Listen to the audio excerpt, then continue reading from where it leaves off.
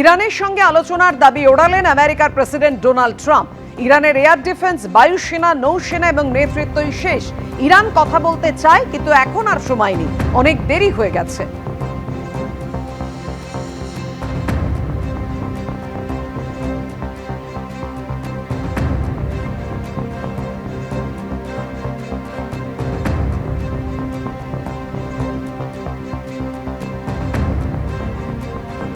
যেভাবে আপনারা দেখছেন, ক্রমশ উত্তপ্ত হয়ে উঠছে পশ্চিম এশিয়ার পরিস্থিতি। যুদ্ধের মধ্যে হরমুজ প্রণালী বন্ধ করে দিয়েছে ইরান, আর এই অবস্থায় উদ্বেগ বাড়ছে বিশ্বের তৃতীয় বৃহত্তম অপরিশোধিত তেলের আমদানিকারক দেশ ভারতের। যদিও কেন্দ্রীয় পেট্রোলিয়াম মন্ত্রীর দাবি, বর্তমান পরিস্থিতির মোকাবিলা করার জন্য ভারতের হাতে পর্যাপ্ত শক্তি মজুত রয়েছে। আর এরই মধ্যে প্রশ্ন উঠছে, পশ্চিমবঙ্গ, কেরল সহ 5 রাজ্যের ভোটের মুখে কি তেলের দাম বাড়াবে কেন্দ্রীয় সরকার? বিদেশ নীতি নিয়ে প্রশ্ন তুলেছেন রাহুল গান্ধী। উত্তর এসেছে বিজেপির তরফ থেকেও।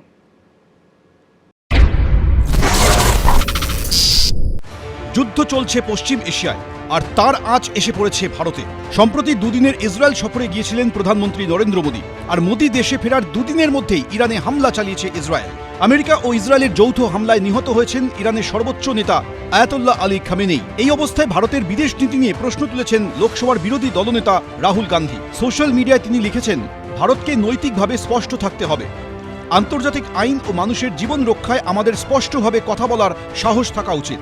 এরপরেই প্রধানমন্ত্রীর উদ্দেশ্যে তিনি বলেছেন, প্রধানমন্ত্রীকে অবশ্যই বলতে হবে, বিশ্ব ব্যবস্থায় একজন রাষ্ট্রপ্রধানকে হত্যা কি তিনি সমর্থন করেন? भारत ईरान के साथ ही था।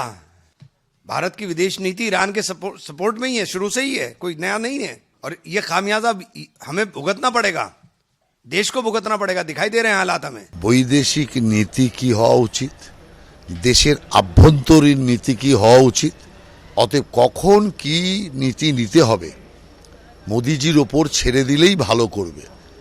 এর মধ্যে বেশি নাক গলানোর কংগ্রেসের কোনো দরকার নেই। এরই মাঝে হরমুজ প্রণালী বন্ধ করে দিয়েছে ইরান। চীন ও রাশিয়াকে ছাড় দেওয়া হলেও ভারতের তেলবাহী জাহাজগুলিকে কোনো ছাড় দেয়নি ইরান।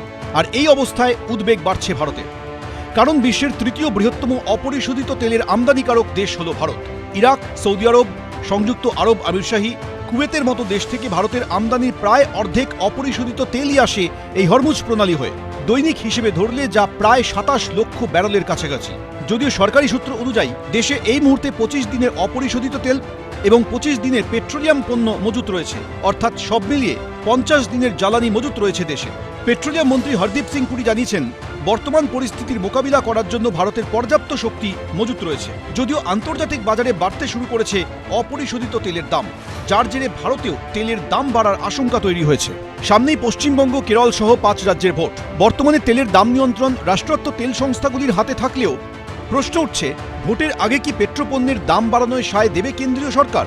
এই প্রেক্ষাপটে অনেকেরই মনে পড়ে গেছে 2021 সালের শেষের দিকের কথা। সেই সময় বিশ্ববাজারে অপরিশোধিত তেলের দাম হু হু করে বাড়লেও উত্তরপ্রদেশ সহ 5 রাজ্যের ভোটের জন্য প্রায় 4 মাস ধরে পেট্রোল ডিজেলের দাম বাড়ায়নি মোদী সরকার। কিন্তু ভোট বিটতেই তেল ও রান্নার গ্যাসের দাম বাড়ানো হয়। মানে কেন্দ্র সরকার খুব ক্রিটিক্যাল জাংচারে দাঁড়িয়ে আছে, অর্থাৎ তেলের দাম বাড়ানো তার পক্ষে আত্মঘাতী হওয়ার সামিল হয়ে যাবে। আবার তেলের দাম যেভাবে বাড়ছে তাতে কোম্পানিগুলোর পক্ষে চালানো মুশকিল। সুতরাং অল্টারনেটিভ একটা অপশনের কথা নিশ্চয়ই ভাবতে হবে, এবং সেক্ষেত্রে আমেরিকার যে ভ্রুকুটি সেটাকে তাদেরকে উল্লঙ্ঘন করতে হবে। এ নিয়ে কেন্দ্রীয় সরকারকে আক্রমণ শানিয়েছে বিরোধীরা। इसका नुकसान हमें सबसे ज्यादा होना है।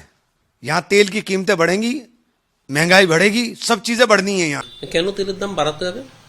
আন্তর্জাতিক বাজারে মনমোহন সিং এর সময় যখন $119 প্রতি ব্যারেল দাম হয়েছিল, তখন মনমোহন সিং এর সরকার 74 টাকা থেকে 72 টাকা বাধ্য হয়েছিল পেট্রোল করতে। তার জন্য মনমোহন সিং এর বিরুদ্ধে রাস্তায় নেমে সোচ্চারে স্লোগান দিয়েছিল, গালিগালাজ করেছিল ভারতীয় জনতা পার্টি।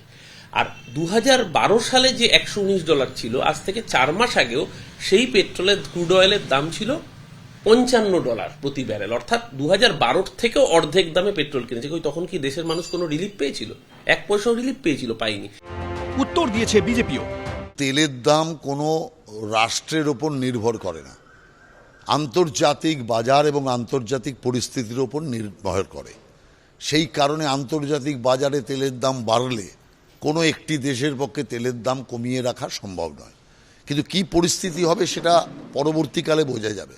50 দিনের তেল আমাদের কাছে আছে, 50 দিন তো অনেক দিন, তার মধ্যেই অনেক কিছু হবে। ইরানের বাধায় হরমুজ প্রণালীতে আটকে রয়েছে শয়ে শয়ে জাহাজ। এ নিয়ে এদিন শীর্ষ আধিকারিকদের সঙ্গে বৈঠক করেন কেন্দ্রীয় জাহাজ মন্ত্রকের রাষ্ট্রমন্ত্রী সর্বানন্দ সোনোয়াল। ঝিলম করঞ্জাই, আশাবুল হোসেন, এবিপি আনন্দ। একদিকে যখন গোটা বিশ্বজুড়ে এরকম একটা সংঘাতের পরিস্থিতি তৈরি হয়েছে, অনেকেই মনে করছেন তৃতীয় বিশ্বযুদ্ধের দিকে পরিস্থিতি এগোচ্ছে কিনা, অন্যদিকে দিনক্ষণ ঘোষণা হলেও ভোট যুদ্ধের আঁচ কিন্তু এ রাজ্যে চরমে পৌঁছেছে। দেখুন বেহালা পশ্চিমে ভোটের হাওয়া কোন দিকে, জেন জি তারা কি বলছে, কার পাল্লা ভারী দেখুন। ভিড় জমেছে শিবিরে, শুধু সিঁড়ির খোঁজ নেই। লুকিয়ে রেখেছো আয়না, কিছু প্রশ্ন তো উঠবেই। ভাবছো, ভাববে কিছু নতুন, শুধু ভাবের অবকাশে। ঘুণ পোকারা ডাকছে সমস্বরে, তাদের বৃথা হাহুতাশে। ইচ্ছে, স্বপ্ন, পরিশ্রম, মেধা, যোগ্যতা, এই সমস্ত কিছু দিয়ে একটা সুন্দর কোলাজ বানানো যায়। বেহালা পশ্চিমের জেনজিরা কি এই কোলাজ বানাতে পারবে? কি ভাবছে? ভাতা দিয়ে চাকরি সাবস্টিটিউট হয় না, এই অনুদানে আমাদের যুব সমাজের কিছুই হয় না। এটা দিয়ে মানুষকে ভুল বোঝানো হচ্ছে। 1,500 টাকায় সংসার চলে না এখনকার বাজারে। 3,000 টাকা দিয়ে চাকরির ইন্টারভিউ ফর্মটা ফিল আপ করতে পারবে। 1500 টাকার পিছনে অনেকে তো ছুটছে, কিন্তু আসলে তো আমাদের চাকরিটা দরকার। চাকরি তো নেই, পুরো যুব সমাজটাকে পঙ্গু করে দেওয়ার ব্যবস্থা। অবশ্যই যুবরা উপকৃত হবে।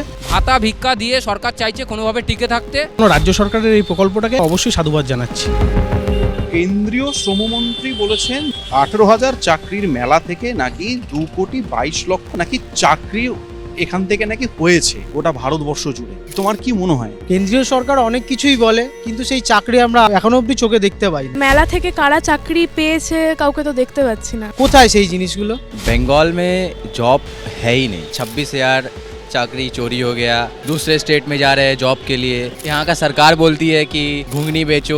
ভবিষ্যৎ অন্ধকার। অনেকেই বলে যে এখন নাকি স্কুল কলেজে পড়াশোনা হয় না, এটা কি সত্যি? না, এটা একদমই সত্যি না। স্কুলে টিচার নেই। বেহাল অবস্থা, সরকারি স্কুল কলেজ এই মুহূর্তে দাঁড়িয়ে বন্ধ হতে চলেছে। আমি যে কলেজে পড়েছি সেখানে এইরকম জিনিস কোনোদিন দেখিনি যে পড়াশোনা হয় না বা টিচাররা পড়ান না। তো আমার দিক থেকে একদমই ভুল জিনিসটা। বেহালার অবস্থা কি আগের থেকে বেটার হয়েছে নাকি আরো খারাপ হয়েছে? উল্টে আরো খারাপ হয়েছে। অনেক কিছু উন্নত হয়েছে, রাস্তাঘাট এখনো হচ্ছে অনেক কিছু উন্নত, আগের থেকে অনেকটা ইমপ্রুভ আছে। পুরো পশ্চিমবাংলাটাকে অরাজকতা, সিন্ডিকেট রাজ সব রকম দিক দিয়ে ভরিয়ে দিয়েছে। হিন্দু, মুসলিম, খ্রিস্টান ধর্মীয়করণ নাকি মানবতা ধর্ম? অবশ্যই মানবতা ধর্ম। ধর্মের আগে সবসময় মানুষ। হাল ধরতে হবে শক্ত হাতে, বাতাসকে অনুকূলে এনে পাল তুলতেই হবে। গতিতে সাওয়ার করে টার্গেট ফিক্স করতে হবে জেনজিকে।